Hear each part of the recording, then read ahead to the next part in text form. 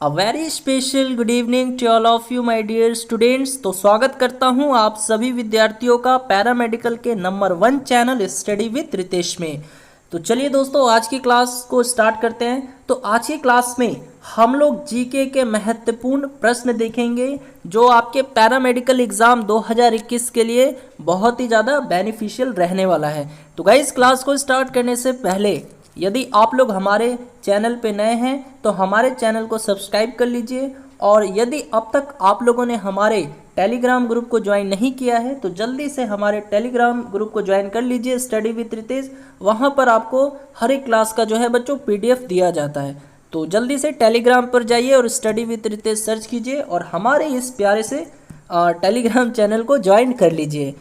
तो चलिए बच्चों, आज की क्लास में टोटल 30 क्वेश्चंस रहने वाले हैं, ठीक है। हाँ, 30 क्वेश्चन रहेंगे। तो क्लास ओवर हो जाने के बाद हर एक स्टूडेंट अपना स्कोर बताएंगे वीडियो के कमेंट सेक्शंस में, ठीक है। तो चलिए बच्चों, आज की क्लास को मैं स्टार्ट करता हूँ। चलिए बच्चों, पहला क्वेश्चन है, विश्व के इसगत आश्चर्यों में से एक झुकी मीनार स्थित है। यानी आपको बताना है बच्चों, झुकी मीनार किस देश में है, किस देश में स्थित है, बताइए। तो झुकी मीनार विश्व के किस देश में स्थित है? ऑप्शन दिया हुआ है बच्चों, फ्रांस, इटली, जर्मनी या चीन में। देखिए, क्वेश्चन थोड़ा सा PDF में है, ठीक है, बट आप लोगों को मैं हर एक क्वेश्चन एक्सप्लेन करूंगा अच्छे से और हर एक क्वेश्चंस के बारे में इम्पॉर्टेंट फैक्ट्स बताऊंगा। तो आपको एक कॉपी और पेन ले लेना है और पहले खुद से ट्राई करना है, देखना है कि आप लोग कितना क्वेश्चंस बना पाते हो 30 क्वेश्चन में, है ना। और जो जो भी इम्पोर्टेंट फैक्ट्स मैं बताऊंगा वो आपको नोट डाउन करते चलना है, ठीक है। तो विश्व के इसगत आश्चर्यों में से एक झुकी मीनार स्थित है, ये विश्व के किस देश में है? तो वेरी गुड, यदि आप लोगों ने आंसर इटली दिया है देन आप लोग सही है ना। तो झुकी मीनार कहाँ है? इटली में है, ठीक है। हाँ, इटली में स्थित पीसा की मीनार, या इसको झुकी मीनार भी कहते हैं, या फिर पीसा की मीनार भी पूछा जा सकता है कि पीसा की मीनार ये विश्व के किस देश में स्थित है। तो विश्व के किस देश में स्थित है बच्चों? इटली में है, ठीक है।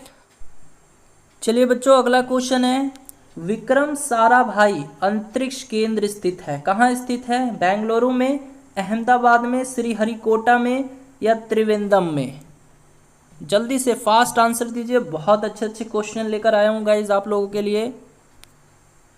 और आपके पैरामेडिकल में जो जीके का लेवल रहता है कुछ इस प्रकार ही रहता है। आप लोग देखिए, प्रीवियस पेपर आराम से कीजिए, बहुत मज़ा आने वाला है, ठीक है।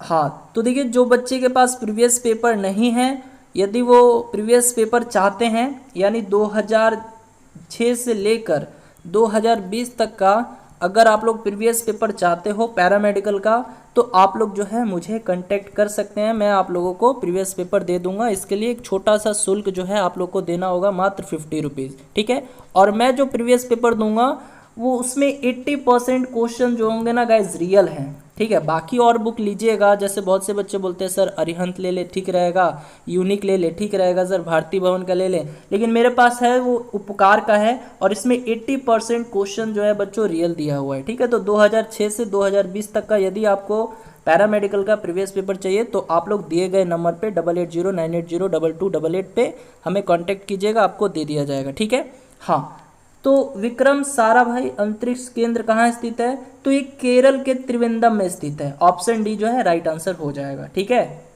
और विक्रम साराभाई अंतरिक्ष केंद्र, इसकी स्थापना कब हुई थी? पूछा जा सकता है कि विक्रम साराभाई अंतरिक्ष केंद्र की स्थापना कब हुई थी। तो बच्चों याद रखना कब हुई थी, तो 21 नवंबर 1963 में, 21 नवंबर 1963 में। इसी तरह से एक पूछ लेता है इसरो के बारे में, इसरो, ठीक है, Indian space research organisation, Indian space research organisation, इसका मुख्यालय कहाँ है? तो इसका मुख्यालय है बच्चों बेंगलुरु में, ठीक है। अब इसरो की स्थापना कब हुई बता दीजिए, और इसके अध्यक्ष कौन है? तो वेरी गुड, शाबाश। तो इसरो की स्थापना कब हुई थी? आपको याद होना चाहिए 15 अगस्त 1969 में। इसरो की स्थापना 15 अगस्त 1969 में हुई थी, याद रख लो। इसरो की स्थापना फुल फॉर्म में बता चुका हूँ, क्या होता है? इसरो का देखिए ISRO, इसरो की स्थापना कब हुई थी? तो 15 अगस्त 1969 को हुई थी। इंडियन स्पेस रिसर्च ऑर्गेनाइजेशन, इसका हेडक्वार्टर कहाँ है? बेंगलुरु में है। ठीक है। और वर्तमान समय में इसरो के अध्यक्ष कौन है? वर्तमान समय में इसरो के अध्यक्ष कौन है? तो ये भी याद रखना है, कौन है? के सिवन जो है इसरो के वर्तमान अध्यक्ष हैं। याद रहेगा बच्चों। 3 चीज़ मैं बताया, इसरो की स्थापना 15 अगस्त 1969, इसरो का हेडक्वार्टर बेंगलुरु, और इसरो की जो वर्तमान अध्यक्ष है वो कौन है? के सिवन। लिख लीजिएगा। अगले क्वेश्चंस की तरफ चलते हैं। अगला क्वेश्चन है, संविधान सभा ने भारत के संविधान को कब स्वीकृत किया था? आया हुआ क्वेश्चन है, प्रीवियस पेपर है। ठीक है। देखो ये मैं जो करवा रहा हूँ ना, ये मॉडल सेट है, ये आपके पैरामेडिकल का मॉडल सेट है। लेकिन देखिए ये क्वेश्चन जो है ना, संविधान सभा ने भारत के संविधान को कब स्वीकृत किया था? बताइए। तो कब स्वीकृत किया था बताइए? 12 दिसंबर 1946, 15 अगस्त 1977, 26 नवंबर 1949, 26 जनवरी 1950। हो सकता है बहुत से बच्चे इस क्वेश्चन का आंसर डी दे, लेकिन यदि आप लोग आंसर डी दे रहे हैं तो गलत हैं आप लोग। ठीक है। हाँ, तो इसका जो राइट आंसर हो जाएगा ऑप्शन सी होगा। तो संविधान सभा ने भारत के संविधान को कब स्वीकृत किया, यानी कब अपनाया? तो ये अपनाया था 26 नवंबर 1949 के दिन। ठीक है। लेकिन यदि क्वेश्चन ये पूछता बच्चों आप लोगों से, कि क्वेश्चन ऐसे पूछता कि संविधान सभा ने भारत का संविधान कब लागू किया, यानी भारत का संविधान कब लागू हुआ, भारत का बताइए तो क्या होगा? अगर क्वेश्चन ये पूछता संविधान सभा ने भारत का संविधान कब लागू किया, संविधान कब लागू किया, तो तब आंसर हो जाता बच्चों 26 जनवरी 1950। ठीक है। तो अगर पूछे स्वीकृत कब किया गया, यानी इसे कब अपनाया गया, तो 26 नवंबर 1949 को। लेकिन लागू कब किया गया भारत का संविधान, तो ये 26 जनवरी 1950। जी दोस्तों। ठीक है। अगले क्वेश्चंस की तरफ चलते हैं। चलिए बच्चों, अगला क्वेश्चन है, निम्नलिखित में से कौन सा प्रत्यक्ष कर है? प्रत्यक्ष कर का मतलब डायरेक्ट टैक्स के अंतर्गत कौन सा आता है? डायरेक्ट टैक्स में कौन कौन आता है? सीमा शुल्क, बिक्री कर, उत्पादन शुल्क या आयकर। तो देखिए मैं बता देता हूँ, प्रत्यक्ष कर यानी डायरेक्ट टैक्स के अंदर कौन कौन सी चीज़ें आती हैं। ठीक है, लिख लीजिए इसको। तो आता है संपत्ति कर, लिख लीजिए, संपत्ति कर आता है, आयकर आता है। ठीक है। उसके बाद निगम कर, कर का मतलब टैक्स होता है, निगम कर आ जाएगा, एवं व्यय कर। तो ये सब जितना मैं बताया कौन कौन सा, संपत्ति कर, आय कर, निगम कर और व्यय कर, ये सब किसके अंतर्गत आता है? तो ये सब बच्चों आता है डायरेक्ट टैक्स के अंदर, यानी प्रत्यक्ष कर के अंदर। ठीक है। अगर मैं इनडायरेक्ट टैक्स की बात करूं तो इसके अंतर्गत क्या क्या आ जाएगा? इनडायरेक्ट टैक्स के अंतर्गत अगर मैं बात करूं, इसको मैं इरेज कर रहा हूं। ठीक है, आप लोग नोट कर लीजिए इसको। अगर अब मैं बात करूंगा इनडायरेक्ट टैक्स के बारे में, इनडायरेक्ट टैक्स यानी जिसको अप्रत्यक्ष कर बोलते हैं, इसके अंतर्गत क्या क्या आ जाएगा? तो ये भी याद रखना है। तो इसके अंतर्गत आ जाएगा सीमा शुल्क। ठीक है। हाँ, बिक्री कर, उत्पादन कर, बिक्री कर और उत्पादन कर। तो अब आप ही बताइए क्या होगा इसका आंसर? पूछा है कि इनमें से कौन सा प्रत्यक्ष कर, प्रत्यक्ष कर के अंदर कौन कौन सा आएगा? देखिए 4 ऑप्शन, सीमा शुल्क, बिक्री कर, उत्पादन शुल्क, आयकर। तो डायरेक्ट आंसर दे दीजिएगा। हाँ, डायरेक्ट आंसर दे दीजिएगा, क्या होगा? आयकर होगा, क्योंकि अभी मैं बताया आयकर किस में आता है? प्रत्यक्ष कर में आता है। बाकी ये देखिए सीमा शुल्क लिखवा दिया हूँ, किस में आता है? ये अप्रत्यक्ष में आता है। उसके बाद देखिए बिक्री कर, ये भी अप्रत्यक्ष कर में आ जाएगा, और उत्पादक शुल्क ये भी अप्रत्यक्ष कर में आ जाएगा। ठीक है, इसको लिख लीजिएगा। तो ऑप्शन डी जो है बच्चों राइट आंसर हो जाएगा। आयकर जो क्या है? एक प्रत्यक्ष कर होता है। अगला क्वेश्चन है बच्चों, Tata institute of fundamental research कहाँ स्थित है? मुंबई में, रांची में, कोलकाता में, दिल्ली में? बताइए। हाँ, Tata institute of fundamental research जो है ये कहाँ स्थित है? तो वेरी गुड, कहाँ स्थित है याद रखना है? मुंबई में है। तो ऑप्शन ए जो है राइट आंसर हो जाएगा। चलिए अगले क्वेश्चंस की तरफ चलते हैं। अगला क्वेश्चन है बच्चों, खानवा का युद्ध किसके बीच हुआ था? बाबर और इब्राहिम लोदी, बाबर एवं राणा सांगा, अकबर एवं महाराणा प्रताप, अकबर एवं राणा सांगा। जल्दी से बता दीजिए बच्चों, खानवा का जो युद्ध हुआ था बहुत प्रसिद्ध युद्ध था, तो ये किन दो शासकों के बीच लड़ा गया था? तो जी हाँ दोस्तों, यदि आप लोग आंसर वेरी गुड, यदि आप लोग आंसर ऑप्शन बी दे रहे हैं देन आप लोग सही हैं। तो ये युद्ध लड़ा गया था बच्चों बाबर एवं राणा सांगा के बीच में। ठीक है, खानवा का युद्ध जो है बाबर एवं राणा सांगा के बीच लड़ा गया था। कब लड़ा गया था? तो ये भी याद रख लीजिएगा, 17 मार्च 1527 के दिन। पूछ लेता है, डायरेक्ट पूछ लेगा कि खानवा का युद्ध कब हुआ था, तो क्या आंसर दीजिएगा? 17 मार्च 1527 को हुआ था। किन दो शासकों के बीच लड़ा गया था? तो बाबर एवं राणा सांगा के बीच ये युद्ध चला था। और इसमें विजयी कौन रहा? तो इसमें विजयी कौन रहा? बाबर। ठीक है, जो कि मुगल साम्राज्य के संस्थापक भी माने जाते हैं। ठीक है, हाँ ठीक है। अब देखिए यहाँ से मैं कुछ इंपॉर्टेंट चीज़ें और बता देता हूँ, यानी बाबर द्वारा लड़े गए प्रमुख युद्ध कौन कौन से थे। तो सबसे पहला युद्ध था बच्चों पानीपत का युद्ध, बहुत ही फेमस है। पूछ लेता है कि पानीपत, इसको अच्छे से लिख देता हूँ, है ना, पानीपत का जो युद्ध है ये कब लड़ा गया? तो याद रखना ये कब लड़ा गया था? तो 21 अप्रैल 1526 में। ठीक है, 21 अप्रैल 1526 में लड़ा गया था। और ये युद्ध किन दो शासकों के बीच लड़ा गया था? तो भैया पहले तो बाबर और दूसरा कौन शासक था? इब्राहिम लोदी। यानी ये जो युद्ध लड़ा गया था इब्राहिम लोदी और बाबर के बीच लड़ा गया था। और इसमें किसकी जीत हुई? तो इसमें भी जीत किसकी हुई? बाबर की ही जीत हुई। याद रखना, बाबर द्वारा लड़े गए प्रमुख युद्ध के बारे में बता रहा हूँ, पूछा जा सकता है। ठीक है, हाँ। तो पानीपत का युद्ध जो है 21 अप्रैल 1526 को लड़ा गया था, बाबर और इब्राहिम लोदी के बीच लड़ा गया था। जीता कौन? तो बाबर जीता। अब खानवा का युद्ध, ये तो मैं बता दिया, आपको याद ही होगा खानवा का युद्ध अभी मैं बताया क्या, 17 मार्च 1527 में, है ना। हाँ, राणा सांगा और बाबर के बीच हुआ था। अब तीसरा युद्ध जो होता है वो चंदेरी का युद्ध था। चंदेरी का युद्ध था। ठीक है, तो ये कब लड़ा गया था? तो ये लड़ा गया था बच्चों 29 मार्च 1528 में। ठीक है, हाँ, 29 मार्च 1528 में लड़ा गया था। तो ये किसके बीच लड़ा गया था? मेदिनी राय और बाबर के बीच लड़ा गया था। इसमें भी बाबर की जीत हुई। ठीक है, हाँ। अब नेक्स्ट है घाघरा का युद्ध, ये भी पूछ लेता है घाघरा का युद्ध कब हुआ था? तो ये भी याद रखना है बच्चों, 6 मई 1929, 6 मई 1929 को हुआ था ये युद्ध। और ये युद्ध किन दो शासकों के बीच हुआ था? अफगानों एवं बाबर के बीच हुआ था। इसमें भी बाबर की जीत हुई थी। देख रहे हो ना कितना युद्ध जीता ये, है ना। इसी तरह मुगल वंश का नाम नहीं है, मुगल वंश बहुत ही शक्तिशाली वंश था। ठीक है, तो घाघरा का युद्ध 6 मई 1929 को लड़ा गया था, अफगानों एवं बाबर के बीच लड़ा गया था। ठीक है, चलिए बढ़ते हैं नेक्स्ट क्वेश्चन की तरफ। अगला क्वेश्चन है बच्चों, दाची ग्राम अभ्यारण्य निम्न में से किस राज्य में स्थित है? बताइए। तो चलिए क्वेश्चन को थोड़ा सा मैं जूम कर देना चाहूँगा। चलिए क्वेश्चन है, दिख रहा होगा, थोड़ा सा मैनेज कीजिएगा आप लोग।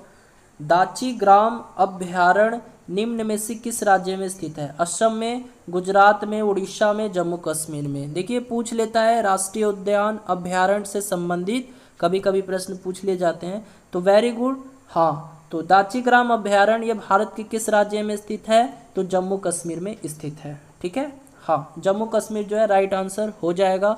और देखिए इसके बारे में एक इम्पॉर्टेंट फैक्ट्स जान लो। एक क्वेश्चन है कि किस राज्य का विशेष राज्य का दर्जा समाप्त कर दिया है? बताइए। तो किस राज्य का विशेष राज्य का दर्जा समाप्त कर दिया गया है? तो कौन सा राज्य है? जम्मू कश्मीर। आपको पता होगा कि जम्मू कश्मीर को पहले विशेष राज्य का दर्जा प्राप्त था, लेकिन अब जो है विशेष राज्य का दर्जा जो है समाप्त कर दिया गया है। तो किस राज्य का? जम्मू कश्मीर का। ठीक है, तो आपको याद रखना है दाची ग्राम अभ्यारण्य भारत के किस राज्य में स्थित है? तो जम्मू कश्मीर में स्थित है। चलिए बढ़ते हैं नेक्स्ट क्वेश्चन के तरफ। अगला क्वेश्चन है बच्चों, गेहूं के उत्पादन के लिए उपयुक्त मिट्टी है। बताइए। तो गेहूं के उत्पादन के लिए कौन सी मिट्टी सर्वश्रेष्ठ मानी जाती है, सबसे अच्छी मानी जाती है? काली मिट्टी, जलोढ़ मिट्टी, लेटेराइट मिट्टी, लाल मिट्टी, जल्दी से। Very good. तो गेहूं के उत्पादन के लिए बच्चों जलोढ़ मिट्टी उपयुक्त मिट्टी है, बहुत ही सर्वश्रेष्ठ मिट्टी है जलोढ़ मिट्टी, ठीक है। तो गेहूं उत्पादन के लिए जलोढ़ मिट्टी, या इसको एक और नाम से जानते हैं दोमट मिट्टी, दोमट लिख लीजिए, इसका एक और नाम है। जैसे जलोढ़ मिट्टी तो है ही, एक है दोमट, ठीक है, दोमट मिट्टी। तो आपको याद रखना है कि गेहूं की उपज के लिए जलोढ़ मिट्टी या दोमट मिट्टी अच्छी मानी जाती है, और इसके लिए जो है बच्चों 50 सेंटीमीटर से 75 सेंटीमीटर तक वर्षा पर्याप्त है। यानी 50 सेंटीमीटर से 75 सेंटीमीटर तक वर्षा पर्याप्त है इस गेहूं की उपज के लिए, ठीक है। अब क्वेश्चन ये भी पूछा जा सकता है कि विश्व में किस देश में सबसे ज़्यादा गेहूं पैदा किया जाता है? कौन सा देश सबसे ज़्यादा गेहूं पैदा करता है? कौन सा देश है, कौन सा कंट्री है, बताइए। विश्व में कौन सा देश गेहूं, व्हीट, सबसे अधिक प्रोडक्शन करता है? गेहूं का प्रोडक्शन बहुत ही अत्यधिक मात्रा में होती है। बताइए विश्व में कौन सा देश है जो सबसे ज़्यादा गेहूं पैदा करता है? Very good. कौन सा है? अमेरिका, यूएसए, ठीक है, याद रखना है, ठीक है। हाँ, और अगर मैं पूछूं भारत में कौन सा राज्य है जो सबसे ज़्यादा गेहूं पैदा करता है? बताइए भारत में, हाँ, भारत में कौन सा राज्य सबसे ज़्यादा गेहूं पैदा करता है? तो भारत में कौन सा राज्य आ जाएगा? यूपी आ जाएगा, उत्तर प्रदेश। समझ गए? हाँ। और देखिए बात करें काली मिट्टी की, तो काली मिट्टी को हम लोग क्या कहते हैं? रेगुर मिट्टी भी कहते हैं, रेगुर मिट्टी, ठीक है, रेगुर मिट्टी। पूछा जाता है कि काली मिट्टी को और अन्य किस नाम से जानते हैं? काली मिट्टी को और अन्य किस नाम से जानते हैं? तो रेगुर मिट्टी के नाम से जानते हैं, ठीक है। चलिए देखते हैं नेक्स्ट क्वेश्चन। अच्छा बच्चों, एक और इम्पॉर्टेंट क्वेश्चन है, देखिए लेटेराइट मिट्टी के बारे में पूछ लेता है कि चाय की खेती के लिए सबसे उपयुक्त मिट्टी कौन सी है? बताइए। तो चाय की मिट्टी के लिए चाय की खेती के लिए सबसे उपयुक्त मिट्टी कौन सी है? चाय की खेती के लिए सबसे उपयुक्त मिट्टी कौन सी है? सबसे उपयुक्त मिट्टी कौन सी है बच्चों? हाँ जी, लेटेराइट मिट्टी है, लेटेराइट, ऑप्शन सी है ना। चाय की खेती के लिए सबसे उपयुक्त मिट्टी कौन सी है? तो लेटेराइट मिट्टी है। और यदि अब हम लोग बात करें कि चाय में कौन सा एसिड पाया जाता है, बता सकते हैं? चाय में कौन सा एसिड पाया जाता है? चाय में कौन सा अम्ल पाया जाता है? भाई बात आई है चाय की, तो बता दीजिए चाय में कौन सा अम्ल पाया जाता है? तो टैनिक अम्ल पाया जाता है, ठीक है, हाँ, टैनिक अम्ल, ठीक है। चलिए बढ़ते हैं नेक्स्ट क्वेश्चंस की तरफ। चलिए बच्चों, अगला क्वेश्चन है, गुजरात निम्न में से किस पर्वत से संबंधित है? अरावली पर्वत, सतपुरा पर्वत, विंध्याचल पर्वत, नीलगिरी पर्वत। जल्दी से बता दीजिए, बहुत मज़ा आने वाला है गाइस आज की क्लास में। बस आप लोग यूं ही सपोर्ट कीजिए, मैं आप लोगों के लिए हर एक टॉपिक्स, हर एक सब्जेक्ट्स का आप तक वीडियो लेकर आऊँगा, ठीक है। तो जल्दी से बता दीजिए इस क्वेश्चन का आंसर, और इस वीडियो को लाइक कर दीजिए, क्योंकि आपके एक लाइक से समझते ही हो आगे मैं क्या बोलने वाला हूँ, काफ़ी ज़्यादा है ना, बहुत ज़्यादा बच्चों, आप लोग सोच भी नहीं सकते हो कि आपका मैं जब लाइक की संख्या देख लेता हूँ ना, तो मन एकदम गदगद हो जाता है, काफ़ी ज़्यादा मोटिवेशन फील खुद में करता हूँ, ठीक है। हाँ, तो वेरी गुड। गुजरात जो है निम्न में से किस पर्वत से संबंधित है? तो ये विंध्याचल पर्वत से संबंधित है, ठीक है। हाँ, तो गुजरात जो है किस पर्वत श्रेणी से संबंधित है? तो विंध्याचल पर्वत श्रेणी से संबंधित है। अगर बच्चों मैं आपसे ये पूछ दूं कि भारत का सबसे पुराना पर्वत श्रेणी कौन सा है? भारत का सबसे पुराना पर्वत श्रेणी कौन सा है? बताइए। और सबसे नया पर्वत श्रेणी कौन सा है भारत का? बताइए। यानी भारत का सबसे पुराना पर्वत कौन सा है? तो यह है बच्चों अरावली का पर्वत, अरावली, ठीक है। और अगर मैं सबसे पूछ दूं नया पर्वत श्रेणी ये कौन सा है? तो ये बच्चों है हिमालय, ठीक है। हाँ, याद रहेगा, ठीक है। अच्छा दोस्तों, अगर मैं आप लोगों से ये पूछ दूं कि भारत की सबसे ऊंची पर्वत चोटी कौन सी है? भारत की सबसे ऊंची पर्वत चोटी, यहाँ पर लिख देता हूँ, भारत की बताइए भारत की सबसे ऊंची पर्वत चोटी कौन सी है? बताइए भारत की सबसे ऊंची पर्वत चोटी कौन सी है? तो एक कंचनगंगा है। ठीक है, यहाँ पर लिख देता हूँ कंचनगंगा।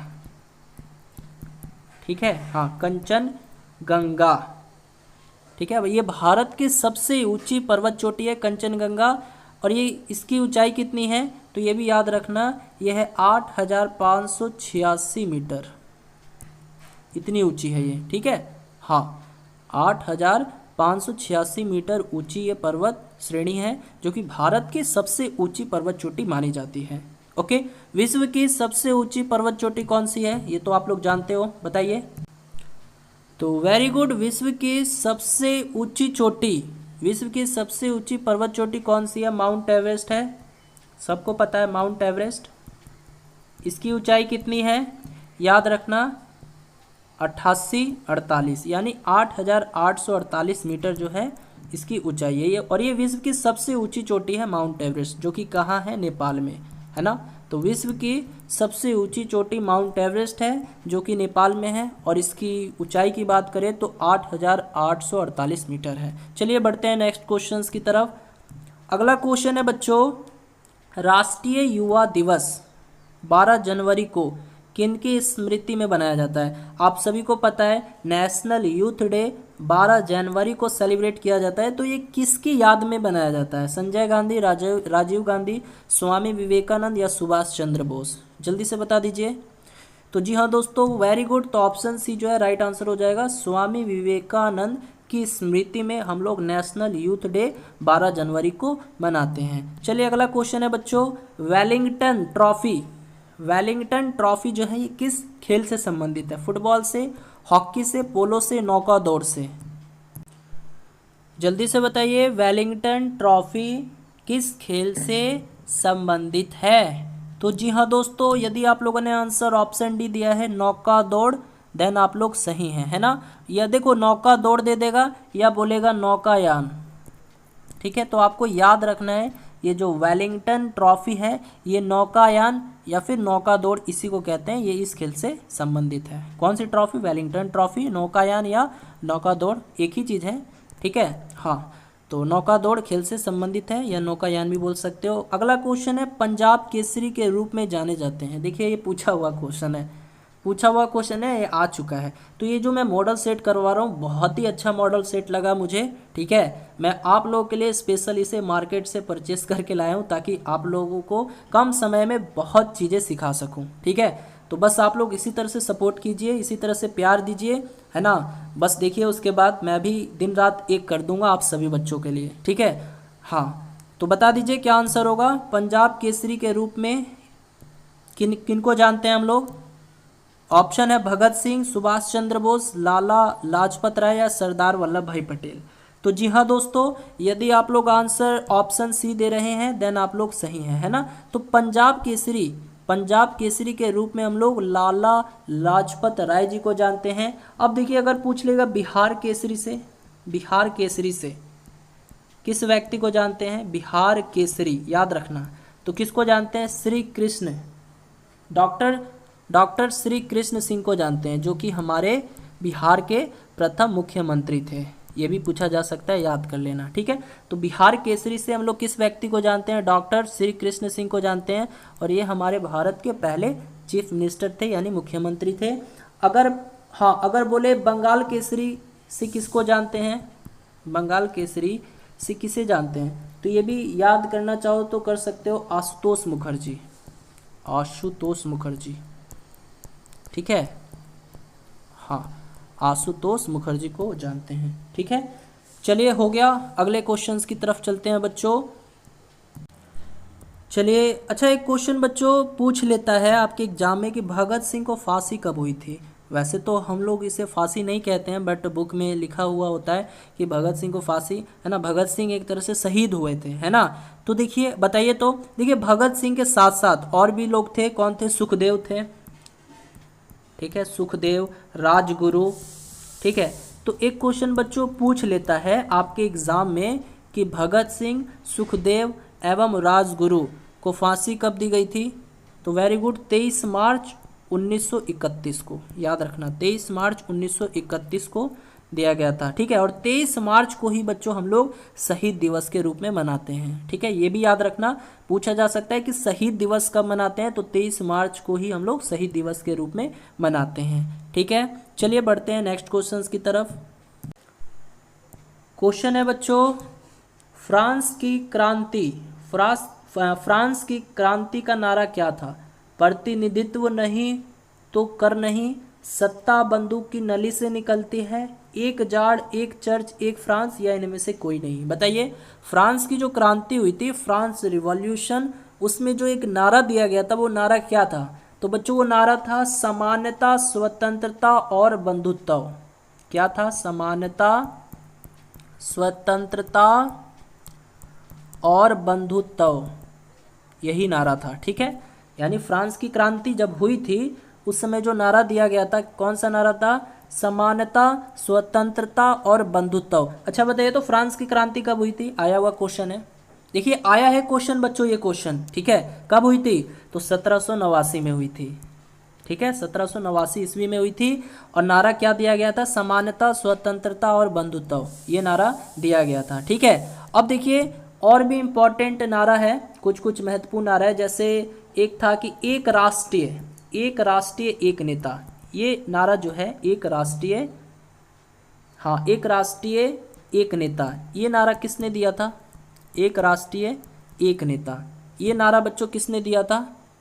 एक राष्ट्रीय एक नेता, तो ये नारा दिया था, याद रखना, हिटलर ने, हिटलर।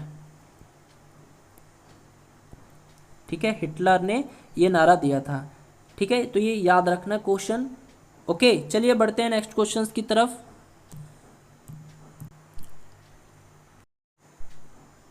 चलिए बच्चों, अगला क्वेश्चन है, autobiography of a non Indian, इस पुस्तक के लेखक कौन थे? नीरज सिंह चौधरी, अमर सिंह, मुल्कराज आनंद, जयशंकर प्रसाद।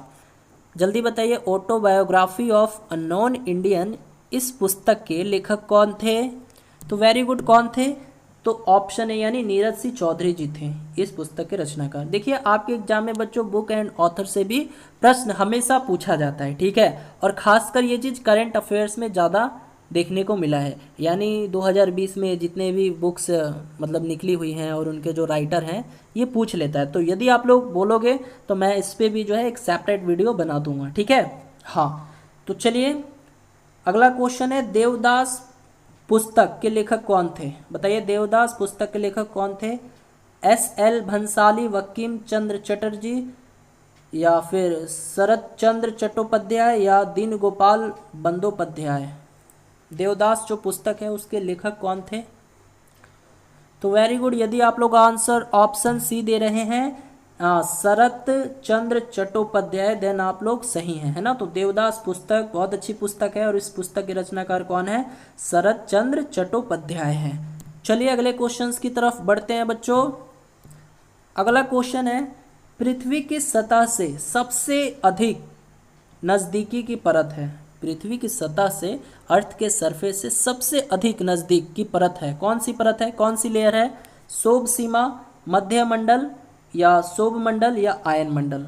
बताइए, पृथ्वी की सतह से सबसे अधिक नज़दीक, यानी बोल सकते हो कि पृथ्वी की सतह के बाद वही परत आती है, वही हाँ मंडल आती है। बताओ कौन सी है?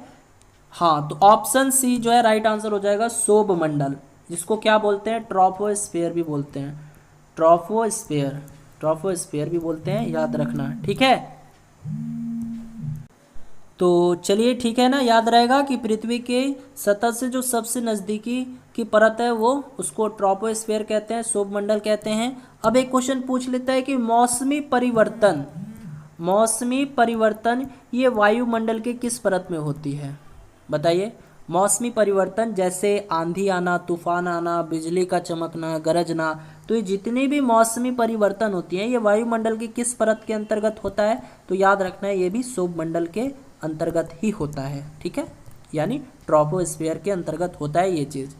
ओके, और पूछ लेता है हवाई जहाज, जेट विमान, ये सब वायुमंडल की किस परत में उड़ान भरते हैं? हवाई जहाज, या फिर बच्चों हो जाएगा आपका जेट विमान, है ना। तो ये सब वायुमंडल के किस परत के अंतर्गत उड़ान भरते हैं? तो याद रखना है, ये समताप मंडल के अंतर्गत अपनी उड़ान भरते हैं, समताप मंडल, ठीक है। इसको क्या कहते हैं? इसको स्ट्रेटोस्फीयर कहते हैं, स्ट्रेटोस्फीयर, ठीक है।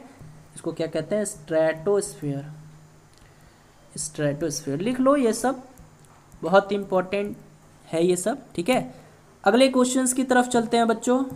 चलिए अगला क्वेश्चन है, अन्ना कैरेनिना नामक पुस्तक के लेखक कौन है? देखिए बुक एंड ऑथर से मतलब कितना मॉडल सेट में आपके दे रखा है। तो बताइए अन्ना कैरेनिना नामक पुस्तक के लेखक कौन है? मैक्सिमम गोर्की या प्लेखानोव या तुर्गनेव या लियो टॉलस्टॉय। नाम भी अजीब अजीब है ना।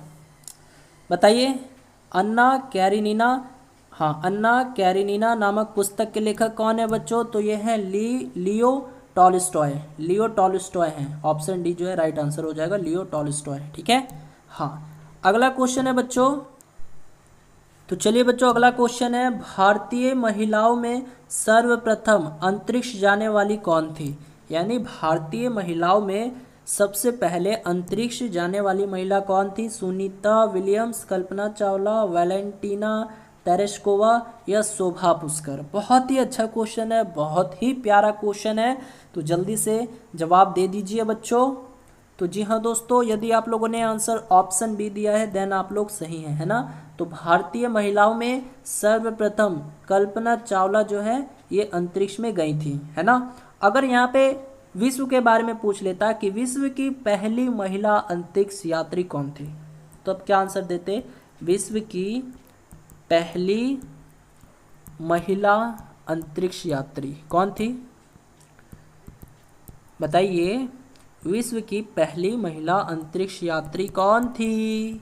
तो वेरी गुड, कौन थी? वैलेंटीना तेरेस्कोवा, जो कि ऑप्शन सी में दे रखा था, ठीक है। ऑप्शन सी में देखो वैलेंटीना तेरेस्कोवा, यही इनका नाम है। यानी विश्व की पहली महिला थी जो कि अंतरिक्ष यात्री रही थी, ठीक है, वैलेंटीना तेरेस्कोवा, ओके।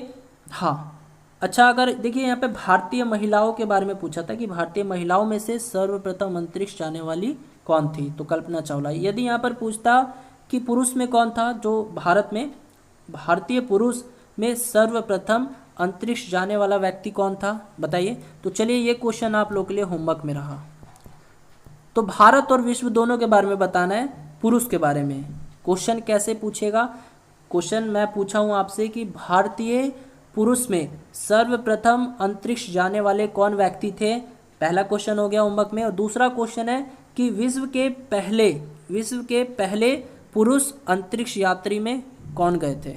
विश्व के पहले पुरुष जो कि अंतरिक्ष यात्री में गए थे वो कौन थे? ये दो क्वेश्चन मैंने आप लोग को होमवर्क दे दिया। क्लास ओवर हो जाने के बाद आपको कमेंट सेक्शन में आंसर देना होगा। मैं हर एक स्टूडेंट का आंसर चेक करूंगा और उस पर एक हार्ट जैसा सिंबल भी दूंगा यदि आप लोग का आंसर सही हुआ तब, ठीक है। हाँ तो अब भाई कौन कौन हार्ट लेना चाहता है, कौन कौन एक प्यारा सा दिल लेना चाहता है मेरे तरफ से, कमेंट बॉक्स में वो आंसर जरूर करेंगे। मैं उनका कमेंट जो है हार्ट से एकदम भर दूंगा, ओके। चलिए अगले क्वेश्चंस की तरफ चलते हैं बच्चों। चलिए अगला क्वेश्चन है बच्चों, सन 1853 में बम्बई से ठाणे के मध्य प्रथम रेलवे लाइन किसके कार्यकाल में बिछाई गई थी? लॉर्ड हेस्टिंग्स या लॉर्ड कर्जन या लॉर्ड डलहौजी या लॉर्ड मिंटो? जल्दी से बताइए। 1853 में बम्बई से ठाणे के बीच पहली बार रेल चलाई गई थी, तो ये रेलवे लाइन जो है किसके कार्यकाल में बिछाया गया था? तो वेरी गुड, किसके कार्यकाल में बिछाया गया था? तो लॉर्ड डलहौजी। तो ऑप्शन सी जो है राइट हो जाएगा इस क्वेश्चन का आंसर। अगर क्वेश्चन ये पूछता आपसे कि भारत में सबसे पहले ट्रेन कब चलाई गई थी, क्या आंसर देते? थोड़ा सा देखो मैं भी आप लोग का दिमाग, कि भारत में सबसे पहले ट्रेन कब चलाई गई थी? तो वेरी गुड, कब चलाई गई थी? तो याद रखना है बच्चों 16 अप्रैल 1853 में। ठीक है। 16 अप्रैल 1853 ईस्वी में भारत में सर्वप्रथम रेलगाड़ी चलाई गई थी मुंबई से ठाणे के बीच में। ठीक है, तो भारत में सबसे पहले ट्रेन जो है कब चलाई गई, तो 16 अप्रैल 1853 में। चलिए बढ़ते हैं नेक्स्ट क्वेश्चंस की तरफ। अगला क्वेश्चन है बच्चों, औरंगाबाद के निकट स्थित कौन से चट्टान काटकर बनाए गए हैं जहां बौद्ध गुफा मंदिरों को उनकी भित्ति चित्रकारी के लिए जाना जाता है। तो कौन सी गुफाएं हैं, अजंता की गुफाएं, एलिफेंटा की गुफाएं, एलोरा की गुफाएं, औरंगाबाद की गुफाएं, जल्दी से बता दीजिए बच्चों। तो जी हाँ दोस्तों, यदि आप लोगों ने आंसर ऑप्शन ए दिया है अजंता की गुफाएं, देन आप लोग का आंसर सही है ना। तो याद रखना है, महाराष्ट्र में औरंगाबाद के समीप यानी औरंगाबाद के निकट स्थित अजंता की गुफाएं अपने कलात्मक सौंदर्य के कारण विश्व विख्यात है। ठीक है, तो अजंता की गुफाएं जो है इसका राइट आंसर हो जाएगा ऑप्शन ए। चलिए बढ़ते हैं नेक्स्ट क्वेश्चंस की तरफ बच्चों। अगला क्वेश्चन है बच्चों, थोड़ा सा जूम कर देता हूं क्वेश्चन को। चलिए, क्वेश्चन है, निम्न में से कौन सी इमारत को मोहम्मद कुली कुतुब शाही द्वारा बनाई हुई बताया जाता है। दोस्तों माफ़ी चाहूँगा, थोड़ा सा प्रॉब्लम हो रहा होगा आप लोगों को देखने में, है ना, बट मैं यहाँ क्वेश्चंस को रीड कर दूंगा जिससे आपको कोई दिक्कत नहीं होगा। तो बताइए, तो निम्न में से कौन सी इमारत है जो मोहम्मद कुली कुतुब शाही द्वारा बनाई हुई है ऐसा बताया जाता है। तो जहामा मस्जिद, कुतुब मीनार, मैसूर का किला या चार मीनार, बता दीजिए बच्चों जल्दी से आंसर। तो जी हाँ दोस्तों, चार मीनार यानी ऑप्शन डी जो है राइट आंसर हो जाएगा, ऑप्शन डी कर लेना। ठीक है, चार मीनार, चार मीनार जो है ये मोहम्मद कुली कुतुब शाही द्वारा बनाया गया है ऐसा बताया जाता है। तो ऑप्शन डी जो है राइट आंसर हो जाएगा। ठीक है, अच्छा बताइए, तो चार मीनार है कहाँ, चार मीनार भारत के किस राज्य में स्थित है, बता सकते हैं, बताइए। तो वेरी गुड, हाँ हैदराबाद, यानी देखिए चार मीनार जो है ये भारत के हैदराबाद तेलंगाना में स्थित है। ठीक है, ये एक स्मारक है और मस्जिद है ना, बोल सकते हो आप लोग। तो चार मीनार जो है भारत के हैदराबाद तेलंगाना में स्थित है। ठीक है, हाँ चलिए बढ़ते हैं नेक्स्ट क्वेश्चन की तरफ।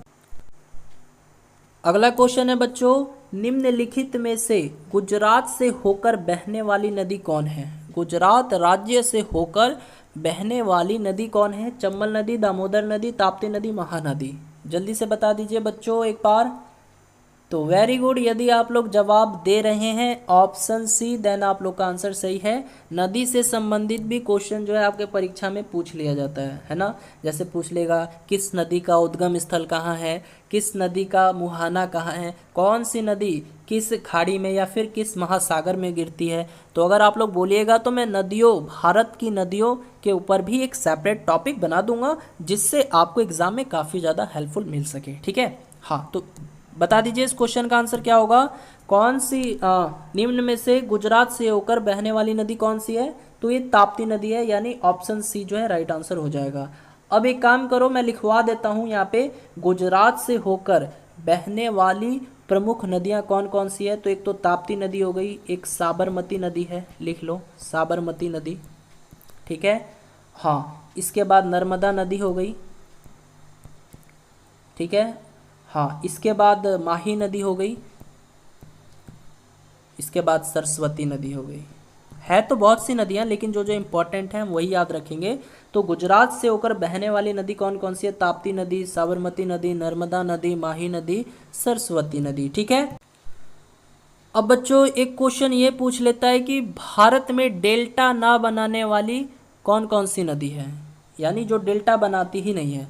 भारत में डेल्टा ना बनाने वाली, भारत में डेल्टा न बनाने वाली कौन कौन सी नदी है। भारत में डेल्टा न बनाने वाली नदी, न बनाने वाली नदी कौन कौन सी है। तो दो नदी है जो डेल्टा नहीं बनाती, कौन कौन सी, नर्मदा और ताप्ती नदी, याद रखना नर्मदा और ताप्ती नदी। ठीक है, यहाँ पर मैं लिख देता हूँ कौन सी नदी डेल्टा नहीं बनाती है, तो नर्मदा और ताप्ती। ये भारत की दो ऐसी नदी है, ये भारत की दो ऐसी नदी है जो डेल्टा नहीं बनाती, कौन, नर्मदा और ताप्ती। ओके, अगला क्वेश्चन है बच्चों, हड़प्पा सभ्यता प्रतिनिधित्व करता है किस युग का? ताम्र युग का, कांस्य युग का, स्वर्ण युग का, पाषाण काल का? जल्दी से बता दीजिए। हड़प्पा सभ्यता प्रतिनिधित्व करता है किस युग का?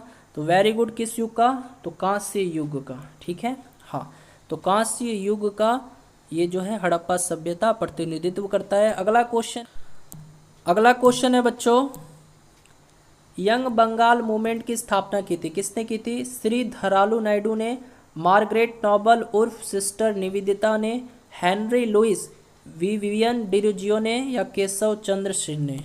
बताइए। तो very good, young Bengal movement आया हुआ क्वेश्चन है बच्चों, प्रीवियस पेपर का है। यंग बंगाल मूवमेंट जो है इसकी स्थापना किसने की थी? हेनरी लुइस विवियन डिरोजियो ने किया था। ठीक है, हेनरी लुइस विवियन डिरोजियो ने किया था। अगला क्वेश्चन है, नेतृत्व विहीन विद्रोह की संज्ञा दी गई, तो किसको दी गई? डांडी मार्च को, नौ सैनिक विद्रोह को, कैबिनेट मिशन के विरोध को, या भारत छोड़ो आंदोलन को? बताइए, जल्दी से बता दीजिए बच्चों। तो वेरी गुड, शाबाश। यदि आप लोग आंसर बच्चों ऑप्शन डी दे रहे हो, है ना, देन आप लोग का आंसर सही है, भारत छोड़ो आंदोलन का। यानी नेतृत्व विहीन विद्रोह की संज्ञा दी गई थी, किसको दी गई थी? तो भारत छोड़ो आंदोलन को दी गई थी। तो ऑप्शन डी जो है बच्चों राइट आंसर हो जाएगा। ठीक है, हाँ। अच्छा, अगर मैं आपसे ये पूछूं कि भारत छोड़ो आंदोलन कब हुआ था, बता सकते हैं आप लोग? भारत छोड़ो आंदोलन जो है ये किस वर्ष हुआ था? बताइए। क्विट इंडिया मूवमेंट कब हुआ था? तो ये भी याद रखना है, पूछा जा सकता है बच्चों। तो 9 अगस्त 1942 में भारत छोड़ो आंदोलन जो है ये कब हुआ था? 9 अगस्त 1942 में। ठीक है, हाँ, तो ये क्वेश्चन सब याद रखना है। अगर मैं आपसे पूछूं, ये अब देखिए कैबिनेट मिशन के बारे में ऊपर दिया है, तो अगर मैं आपसे पूछूं कि भैया कैबिनेट मिशन का भारत में आगमन कब हुआ था? कैबिनेट मिशन का भारत में आगमन कब हुआ था? तो ये भी याद रखना कब हुआ था बच्चों? 1946 में हुआ था, 1946 ईस्वी में। ठीक है, चलिए अगले क्वेश्चंस की तरफ बढ़ते हैं। अगला क्वेश्चन है बच्चों, चांदी उत्पादन के लिए प्रसिद्ध है कौन सा देश है? Chile, Macau, Mozambique, Mexico? बताइए, चांदी उत्पादन के लिए कौन सा देश जो है सबसे प्रसिद्ध है? तो जी हाँ दोस्तों, यदि आप लोगों ने जवाब दिया है ऑप्शन डी, देन आप लोग सही हैं, है ना, मैक्सिको। तो चांदी उत्पादन के लिए प्रसिद्ध देश जो है, प्रसिद्ध देश वो कौन है? मैक्सिको है। ठीक है, याद रखना है। इसके बाद तो देखिए सबसे नंबर 1 पे है मैक्सिको। ठीक है, और फिर इससे कम जो है यानी सेकंड नंबर पे वो कौन हो जाएगा? USA, America. ठीक है, इससे कम कनाडा हो जाएगा आपका। तो ये सीक्वेंस याद रख सकते हो। यानी चांदी का उत्पादन सबसे ज़्यादा मैक्सिमम में होता है, फिर उससे कम यूएसए में, फिर उससे कम कनाडा में, फिर उससे कम भी जाओगे तो पेरू हो जाएगा। ठीक है, लेकिन ये 3 ही याद रखो। ठीक है, यानी चांदी उत्पादन में सर्वश्रेष्ठ जो देश है चांदी उत्पादन में कौन है? मैक्सिको है। सेकंड नंबर पे यूएसए है, तीसरे नंबर पे कनाडा है। अगला क्वेश्चन है बच्चों, विजयवाड़ा किस नदी के किनारे बसा है? बताइए, विजयवाड़ा किस नदी के किनारे बसा है, आपको बताना है। तो जी हाँ दोस्तों, कृष्णा नदी। ऑप्शन सी जो है क्वेश्चन का राइट आंसर हो जाएगा। तो विजयवाड़ा किस नदी के किनारे बसा है? कृष्णा नदी। और कृष्णा नदी का उद्गम स्थल बता सकते हो? कृष्णा नदी का उद्गम स्थल कहाँ से है? जल्दी बताइए। तो जी हाँ दोस्तों, महाबलेश्वर, है ना। कृष्णा नदी का उद्गम स्थल कहाँ होता है? महाबलेश्वर। महाबलेश्वर याद रखना, महाबलेश्वर की कृष्णा नदी का उद्गम स्थल जो है वो कहाँ से है? महाबलेश्वर से है। चलिए अगले क्वेश्चंस की तरफ बढ़ते हैं बच्चों। चोल शासकों की भाषा क्या थी? अच्छा, एक क्वेश्चन और बता देता हूँ। देखिए, गोदावरी नदी के बारे में यहाँ पर दिया हुआ है। तो गोदावरी नदी का उद्गम स्थल कहाँ से है? तो ये नासिक के निकट से है। ठीक है, नासिक के निकट से ये क्वेश्चन पूछा गया था, तो सोचा क्यों ना आप लोग को बता दूं। ठीक है, हाँ। और अगर मैं पूछूं कावेरी नदी का उद्गम स्थल, जल्दी से बताइए तो फास्ट। तो वेरी गुड, कहाँ से? ब्रह्मागिरी। ब्रह्मागिरी, कावेरी नदी, ठीक है, कावेरी नदी का जो उद्गम स्थल है बच्चों कहाँ से है? ब्रह्मागिरी पहाड़ी से, ब्रह्मागिरी पहाड़ी से, याद रखना, ठीक है। हाँ, अब यदि मैं बात करूँ महानदी के बारे में कि महानदी कहाँ से निकलती है, तो वेरी गुड, कहाँ से? सिवहा, एमपी में है सिवहा।